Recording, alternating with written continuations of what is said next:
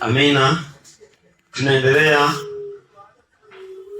Kichwa cha somo ilikuwa kufunuliwa kujua maandiko. Tukasema maandiko ili tukapate kuyafahamu lazima tukafunuliwe. Haleluya. Yesu alipofundisha watu miaka mitatu, anapotaka kuondoka akafundisha ili fundisho la mwisho kwamba wasije kaamini tu kwa walivyofahamu kwa maarifa ya akili zao.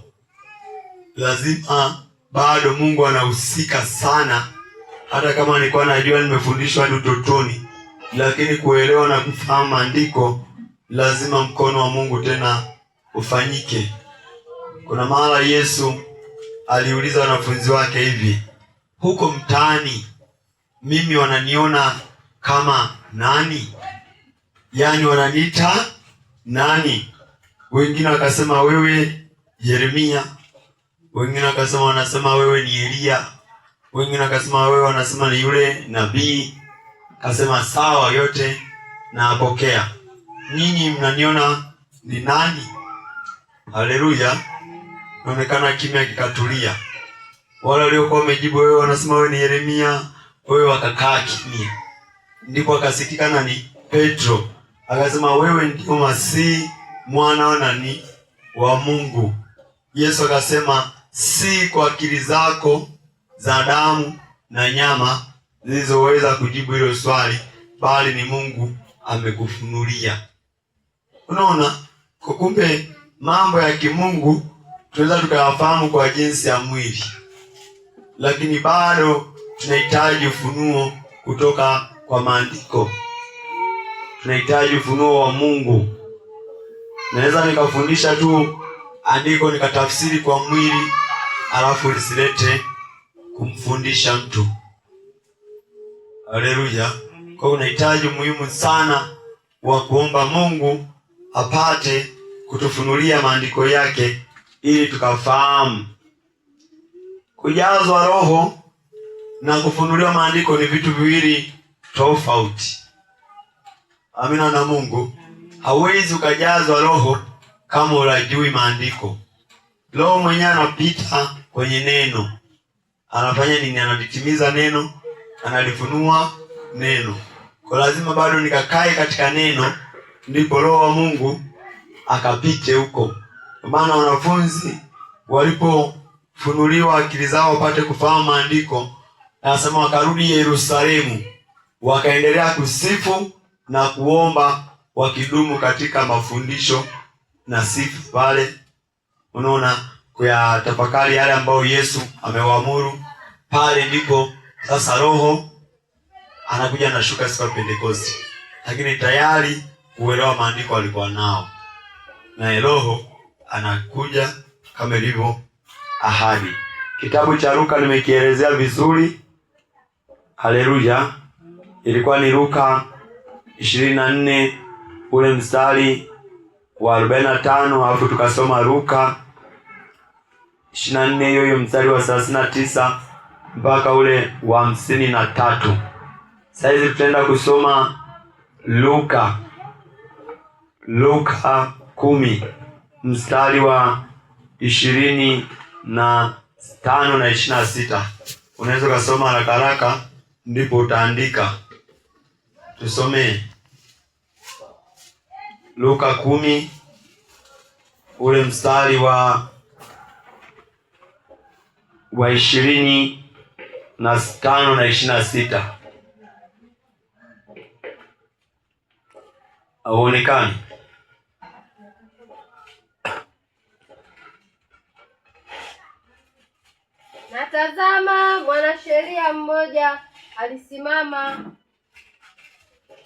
Natazama mwanasheria mmoja alisimama amjaribu akisema, Mwalimu, nifanye nini ili niurithi uzima wa milele? Akamwambia, imeandikwa nini katika Torati? Wasomaje? Huyo ni mwanasheria Haleluya. Anasema, natazama mwanasheria mmoja alisimama amjaribu, akisema, Mwalimu, nifanye nini ili niurithi uzima wa milele? 26. Akamwambia, imeandikwa nini? Imeandikwa nini katika Torati? Wasomaje? Kwa Kristo anaulizwa habari za kwenda mbinguni, haanzi kuelezea. Anakutuma tena wapi? Kwenye andiko. Unaona kwamba ni namna gani ufahamu na maarifa aliyowekeza katika andiko lake. Mtu anayehitaji kwenda mbinguni ni lazima arudi kwa maandiko. Anasomaje? Ina maana kikuuliza unasomaje, kwamba unaelewaje? Unaposoma Biblia unafanya nini? Unaelewaje? Kwa hiyo inatufunua zaidi na sisi kwamba jibu la Kristo bado linaturudisha wapi? Kwenye msingi wa neno. Ikiwa mtu ameokoka, hamna cha kusema mimi ni mwombaji, mimi ni mwimbaji. Lazima arudi kwenye neno. Haijalishi ni mwimbaji, haijalishi wewe una karama sijui ya nini, lakini msingi wa vitu vyote ni lazima uwe kwa nini? Kwa neno. Hata utumishi wetu tunapimwa kwa neno. Ikiwa ninatumika vizuri sana, lakini ukaona ukasoma neno ukaja ukalilinganisha na mimi, unakuta vitu haviendani, hapo na maana uwe makini kwamba huyu sasa ni mtumishi wa namna gani. Haleluya. Neno linaenda hivi, anaenda hivi, ila na watu. Sasa kuwa na watu haina maana kwamba ndiopo kwenye neno. Yesu anasema siku za mwisho wengi watasema, Bwana, Bwana, hatukutoa pepo kwa jina lako? Atasema, ondokeni kwangu, sikuwajua enyi watenda maovu. Haleluya. Kwa uko na huduma, uko na uimbaji, upo na uinjilisti, wewe ni mwalimu, lakini ukiwa tofauti na neno ukawa ni mtenda maovu, ile huduma ipeleki mtu mbinguni. Kitakachompeleka mtu mbinguni ni vile ambavyo atanyenyekeza katika neno. Sasa hapo sema watenda maovu, kuna siku tunafundishana habari za asili ya dhambi, tukaona maovu katika moyo wa mwanadamu kupitia ile kitabu cha Marko 7 mstari wa 21. Anasema ndani ya mtu ndiko kuna uzinzi, kuna mawazo mabaya, kuna chuki, kuna usuda, kuna fitina. Sasa lile ni neno linajifunua kwetu ili tujichunguze, kama tuko hivyo tukapate kufanya nini? Kutubu. Sasa kama neno linajifunua, si tunasema mimi ni mwimbaji, Mungu ananitumia, unaliweka pembeni, ile siku utaonekana wewe ni mtenda maovu, haukufuata neno. Kwa neno linaposomwa kama ni la Mungu kabisa, tutege masikio na tuombe sana tupate kulielewa, ili likaweze kutusaidia, maana neno ndilo litasimama. Kila neno uliyosikia katika masikio yako, ile siku ndio litasimama kukuhukumu. Haleluya. Tukaona ile siku Isaya 40 mstari wa 28 na 29, nabii anauliza mtu pale, je, wewe haukusikia? Haukufahamu? Unaona, anasema wewe haukufahamu, haukusikia ya kwa Mungu ndiye Mungu mwenye uweza. Unaona, anazungumzia sifa za nani? Za Mungu. Lakini kigezo anasema haukusikia, haukufahamu. Unasikia kutoka wapi? Kutoka katika neno.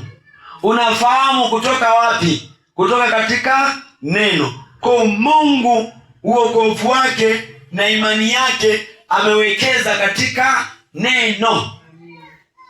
Nje na neno si uokovu.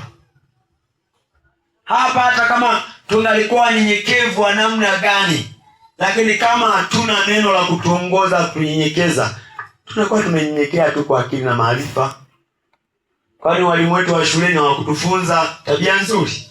Sasa tufunza, lakini zile tabia tulizofunzwa kwenye hekima za dunia hazitupeleki mbinguni. Tunakuja tena tunafundishwa upya. Sasa kwenye kufundishwa upya, mwalimu ni Kristo. Sasa Kristo asema neno lake linahitaji tutafute, ufalme utafutwe. Sio kwamba tukifika tu analifunua. Anahitaji kweli tuzamilie kufanya nini? Kwenda. Ndipo anajifunua kwetu. Kwa wapendwa, lazima tuwe hodari, tuwe na bidii katika kusoma Biblia. Hata kama uielewi, ndipo sasa anze kuhangaika ili upate kufanya nini? Kuelewa. Vile unavyojibidisha, kwa kuwa Mungu kazi aliyoanzisha ndiye anaikamilisha yeye. Ndiye anaachilia sasa uwezeshi katika neno. Lakini tukiwa tu hatujali, hatuna muda mzuri wa kutafakari neno lake, maisha yanaendelea, ile siku tutakataliwa. Hebu soma kitabu cha Yohana 1 mstari wa 1 mpaka ule wa 4. Yohana mtakatifu 1. Letale Coca-Cola kubwa. Yohana mtakatifu 1 mstari wa 1 mpaka ule wa 4. Sema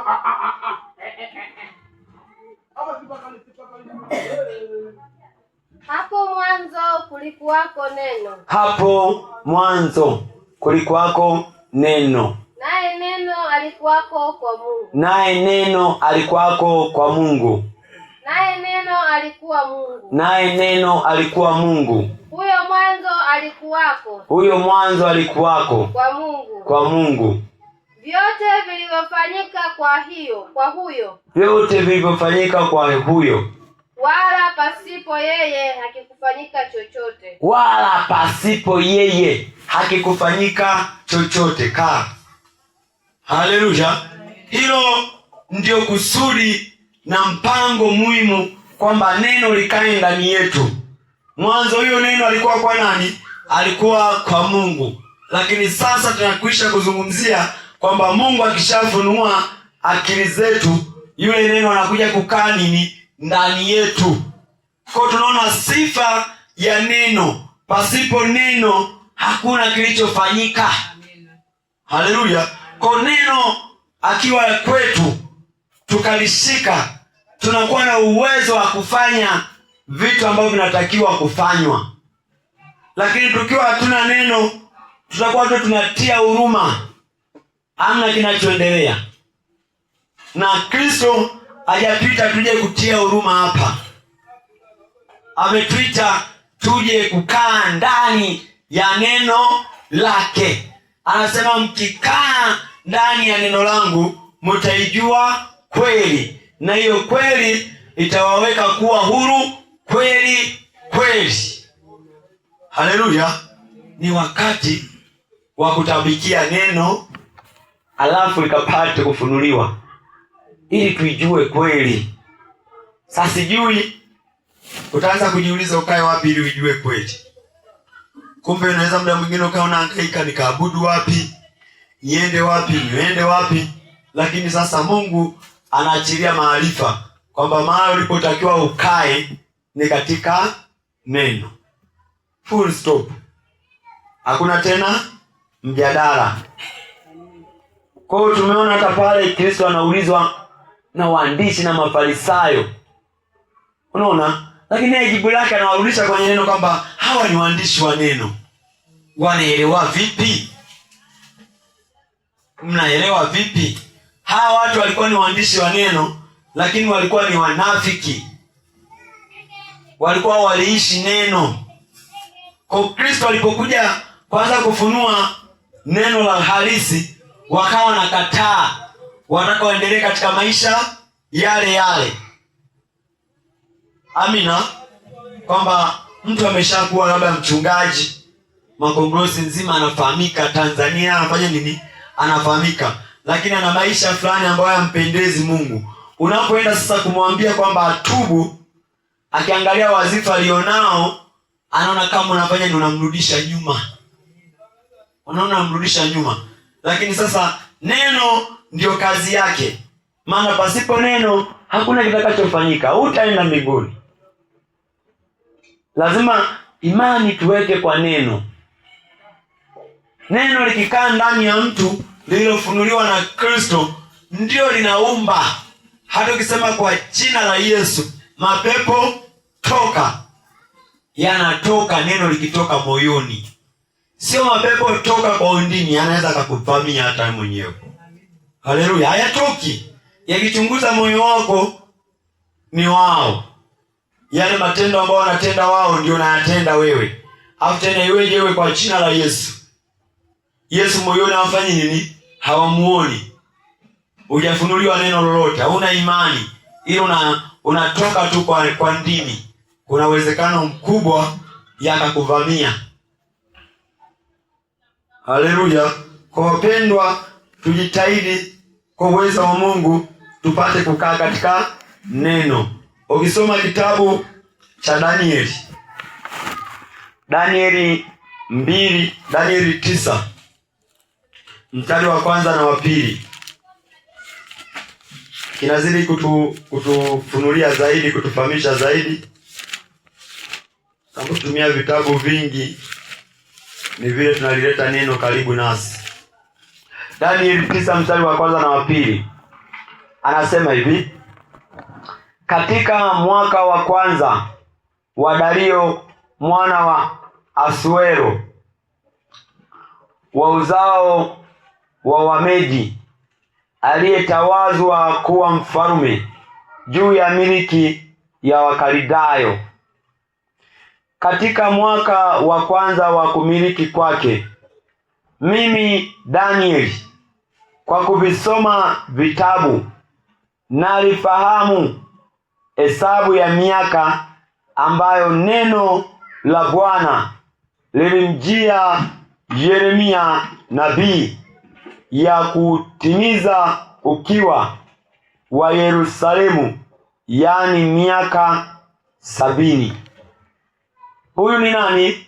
Ni nabii Danieli. Anakiri wazi, anasema kwa kuvisoma vitabu nalifahamu. Unaona, huo ufahamu ni nani ameuachilia juu ya Danieli? Tunaona naye achilia neno likapata kufunuliwa toka asubuhi. Nani? Ni Mungu mwenyewe. Haleluya. Kwa Mungu anaachilia ufahamu kwa Danieli. Lakini wapo wengi, wapo utumwani. Sasa aliposoma vitabu, anaweka wazi kwamba neno lilo neno na nabii ni Yeremia. Ina maana alisoma kitabu Yeremia, akaona kumbe mimi ninakaa katika utumwa, na muda wangu wa kukaa katika utumwa umefanya nini? Umekwisha. Sasa ndivyo ilivyo na mtu mwenye dhambi. Anapoendelea kuishi kwenye maisha ya dhambi, anahubiriwa Injili, neno likafunuliwa kwa moyo wake, anapata nini? Ufahamu wa kwamba kumbe yupo Yesu aliyezifia dhambi, na inapasa nifanye nini? Niamini katika yeye. Sasa anapoamini pale, anapata nini? Ufahamu. Ndipo anakuwa na nguvu na hakika na imani yake iliyopenyeza kwa nini? Kwa moyo. Danieli alipopata ufahamu, anapata msukumo wa kutenda kingine. Kwa neno linapoingia kwa ufahamu, linasukuma kitu kingine litendeke. Danieli akasukuma kufanya nini? Anasema mstari wa 3, nikamwelekezea Bwana Mungu uso wangu, ili kutaka kwa maombi na dua pamoja na kufunga na kuvaa nguo za magunia na majivu. Nikamwomba Bwana Mungu wangu, nikaungama nikasema, Bwana na Mungu mkuu, mwenye kutisha, ashikaye maagano na rehema kwao wampendao na kuzishika amri zake. Tumefanya dhambi, tumefanya ukaidi, tumetenda maovu, tumeasi, naam, hata kwa kuyaacha maagizo yako na hukumu zako. Haleluya! Lakini chanzo cha yeye kuomba ilikuwa ni nini? Kufahamu. Haleluya! Kwa kuna umuhimu sana wa sisi kulilia sana Kristo achilie ufahamu katika neno lake. Kuna hoja msingi sana kumwomba Kristo tukafahamishwe. Neno linapokuwa linakuja kwa ufahamu, unakuwa na imani, ndipo nenda hata kwa maombi.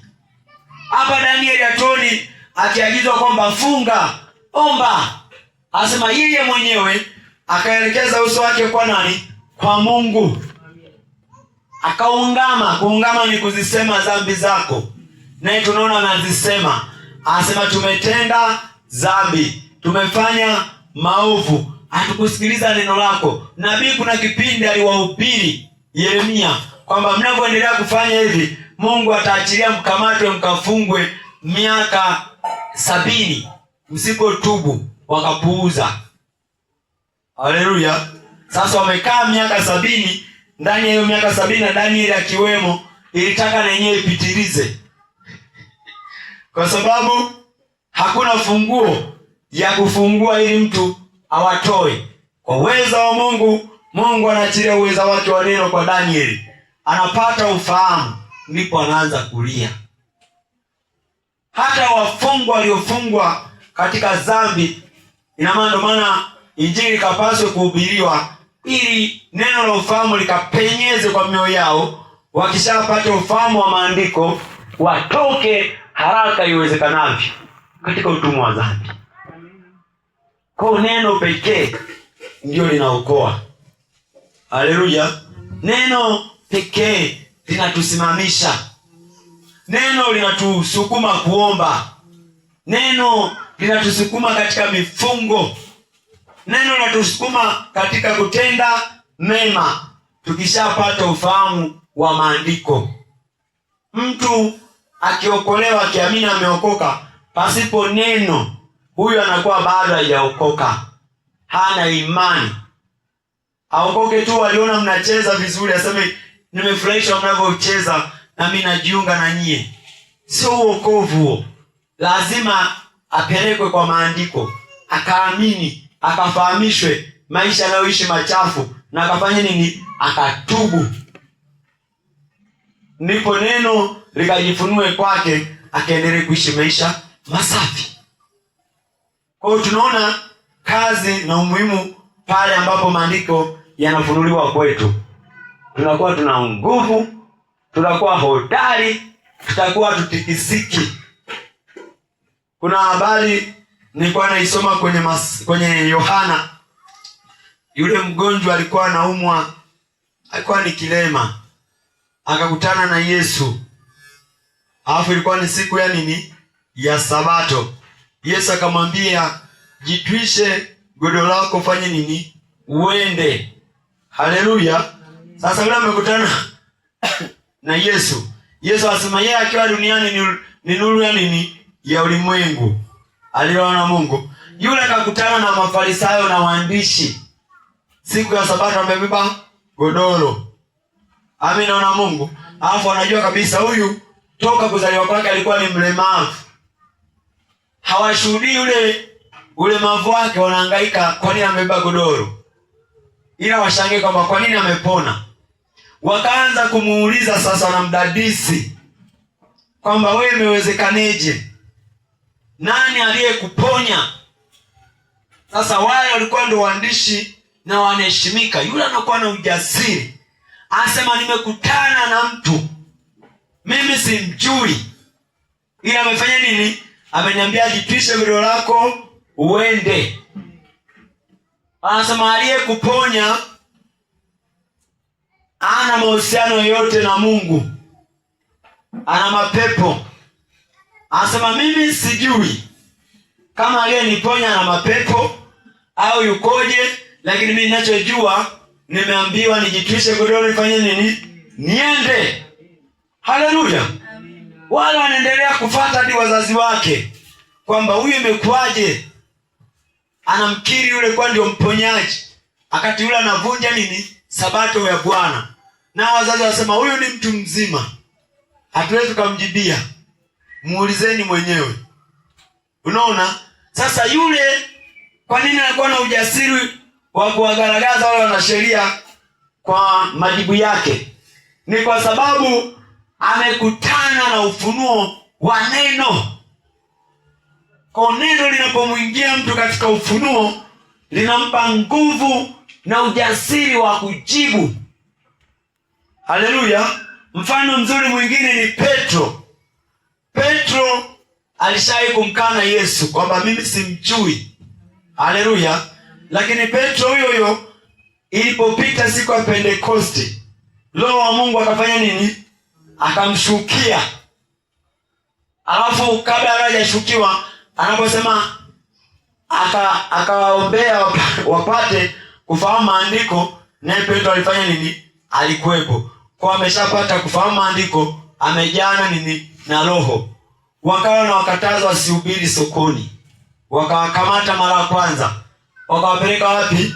Gerezani. Wakaulizana, wakaona hawana hatia. Wakafanya nini? Wakawaachia. Wakasema lakini msiendelee kuhubiri pale. Wao sasa sijui walijibu sawa, sijui hawakujibu. Wakaondoka kwenye baraza, wakaenda kuhubiri sokoni.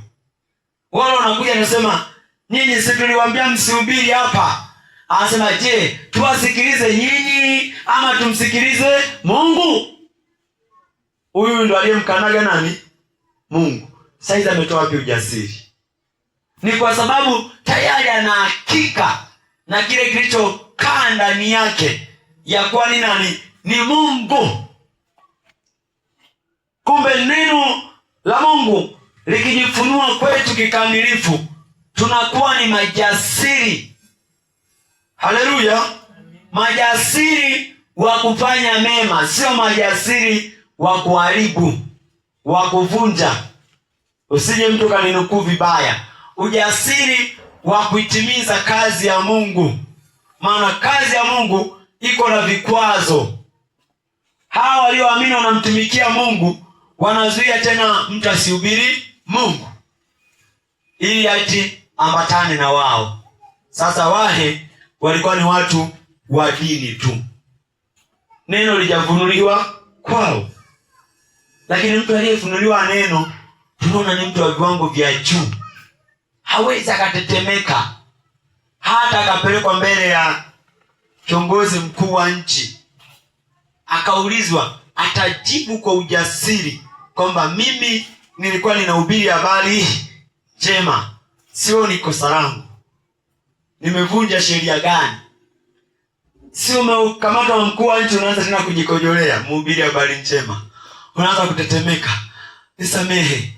Ina maana unamdhalilisha Kristo, kwamba wewe na Mungu wako ni waongo. Kwa tunaona Mungu, neno ndio kila kitu. Asubuhi tukaona hatutaishi tu kwa mkate. Haleluya. Itakiwa ukishamaliza kula ugali, unaambia niletee na msosi mwingine huo. Upi mbona ndio huu hapo? Kimaanisha Biblia. Haleluya. Ya. Maliza kula, sema hebu njoo sasa tule na mwingine huu. Tunaingia tena kula na msosi wa uzima. Haleluya. Neno linafananishwa kama chakula cha roho. Kwa ujue kabisa katika muonekano wako unahitaji ule vyakula vya aina hivi viwili. Chakula cha mwili ambacho ndicho tunakihangaikia kila siku, na chakula cha rohoni ambao ndio neno la Mungu. Sasa tukivipa tu paumbele chakula cha mwili, kule roho anadumaa. Haleluya. Ndio maana Paulo anasema msimzimishe Roho. Roho anachochewa kwa neno, anachochewa kwa maombi, anachochewa na kwa shughuli yoyote inayomhusu Mungu. Unampalilia Roho, anaendelea kuwaka ndani yako. Kwa wapendwa wasikilizaji, tuwe makini sana katika hilo. Tujinyenyekeze. Hii ni neno la Mungu, si hadithi ya vitabu vya watu fulani. Neno linatupa mwongozo. Amina na Mungu. Soma neno. Aulielewi, omba, jibitishe. Kazi ya Mungu inahitaji kujibidisha kidogo. Hivi mtu akisema utafuteni ufalme wa Mungu, afu mwingine akamwambia kauchukue ufalme wa Mungu mezani, ni nani atawahi kuupata? Ni watume watoto wawili. Mmoja akasema ingia ndani ukautafuta ufalme wa Mungu, afu mwingine anamwambia nenda mezani ukauchukue. Ni nani ataleta majibu ya haraka? Alienda kuchukua wapi? Mezani. Sasa Yesu hakusema uchukueni ufalme wa Mungu, alisema utafuteni. Kwa hiyo ni kitu ambacho kinahitaji kidogo kujihangaika. Unaangalia huku, unapima hata watumishi wanaokufundisha. Kwa hiyo tuko ni kutafuta nini? Ufalme. Unaangalia, sio tu unapeleka tu kama wamekwambia kauchukue. Ufalme wa Mungu hatuendi kuchukua. Tunafanya nini? Tunautafuta. Sasa natafuta, nafunua na Biblia, nasoma Zaburi sielewi, nakuja Mathayo sielewi, naendelea hivyo hivyo. Mwisho nakuja Yohana, anafanya nini? Inajifunua. Haleluya. Na hiyo ni pamoja na kutafuta. Kwa ufalme wa Mungu wapendwa, haujakaa tu kwamba tuwe tu maisha kuzoelea tulivyozoelea, alafu kajifunua. Tuwe na juhudi kidogo, ama sana tu. Pengine Yakobo anasema mwenye haki imempasa ombi kwa nini? Kwa bidii. Naona sana. Yaani yule ambaye tunaamini ndio ana haki, tena anahitaji tena bidii. Sasa sisi kwa haki kabisa, natakiwa ije sasa weje asikilize kwa bidii anachofundishwa na atetemeka kiamini neno la Mungu. Hatuko mbali kumaliza. Tuangalie kitabu kingine kiwezekane cha mwisho. Wakorintho wa kwanza sura ya kwanza ule mstari wa 18. Wakorintho wa kwanza ile sura ya kwanza ule mstari wa 18. Lakini hapana, nasoma wa pili, ni wa kwanza. Wa kwanza nasomeka hivi: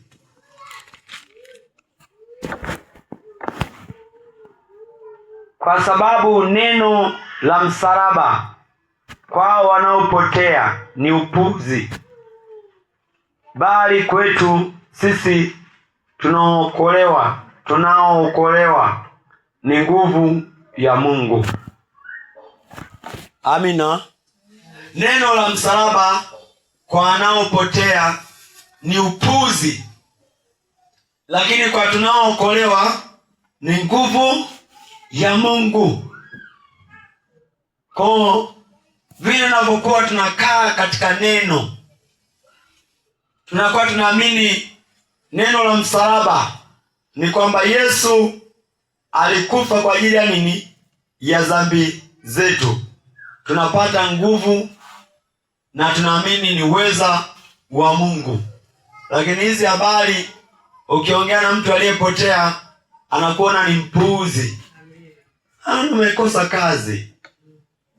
Anasema kwa ndio maana mnakuwa maskini. Unahangaika na haya mambo likuwepo. Lakini sasa bado neno linatuimanisha kwamba hata mtakapokutana na hizo hali msije zikawatoa katika imani. Amina. Amini kabisa kwamba huyu ameshapotea. Kwa hiyo chochote tutakachomwambia ataona nini? Ni upuzi. Huenda kuna nafsi haziwezi kuhubirika, zimepotea. Na Mungu akiona nafsi ni ngumu sana kuelewa wokovu, anaachilia nguvu ya upotevu. aamini kila anachokiamini huyo mtu, Mungu anaangalia mwisho wake utakuweje. Sasa sisi tusije tukali miongoni mwa watu ambao tunapotea tena. Maana kupotea ni pamoja na kuto kuyafahamu maandiko. Hata wengine wamepotea wanatumia hii Biblia. Ukienda kuwafunulia kwamba hii haiko hivi na hivi, wanakuona ni mshamba. Hawakuelewi. Kwa sababu kama mnapozungumzia alipopotea hapa ni wavuta tu bangi, wachawi. Wengine wana makanisa kabisa, ila wamepotea. Kuna mara Yesu akasema, je, ampotee kwa kuto kuyajua maandiko? Haleluya na Mungu. Kwa kuna kupotea pasipo kuyajua nini? Maandiko. Sasa lazima na sisi tunyenyekeze. Tunapokusanyika hapa tusije tukahesabika tulipotea. Tuzidi tu kuomba mbele za Mungu, azidi kujifunua kwetu, azidi kufunua akili zetu zipate kuelewa nini? Maandiko. Ila popote utakapoenda ukisimama ukaiseme iliyo ukweli, watakao kataa wakawe wapuzi mbele za Mungu. Unaona? Naamini kuna namna sasa Mungu anaachilia ufahamu na kutupa uelewa zaidi kupitia neno lake. Maneno linatuongoza, linatufundisha na linatuadibisha pia. Mungu atusaidie, tupo nyakati za mwisho. Amina na Mungu. Sasa msaada wetu upo katika neno. Pasipo neno hakuna kilichotendeka. Kwa nasi tung'ang'ane sana kukaa katika neno. Tuombe sana, tuwajue maandiko, tuyafahamu. Tujue ilikuwa na maana gani, na Roho ajifunue zaidi na zaidi. Huko ndiko kuokolewa kwetu. Tukitumaini na si uongo, tukaamini ndio ukweli, ni hatari. Tutapotezwa. Ndio maana inatupasa tunyenyekee sana. Mungu anasema moyo uliopondeka na kuvunjika hata udharau. Kwa maandiko yatuponde, tusijione tunajua. Tuzidi tu kupondeka, amina na Mungu, ili Mungu atukumbuke na apate kujitwalia utukufu. Amina. Na hilo ndio neno la Bwana. Tuombe.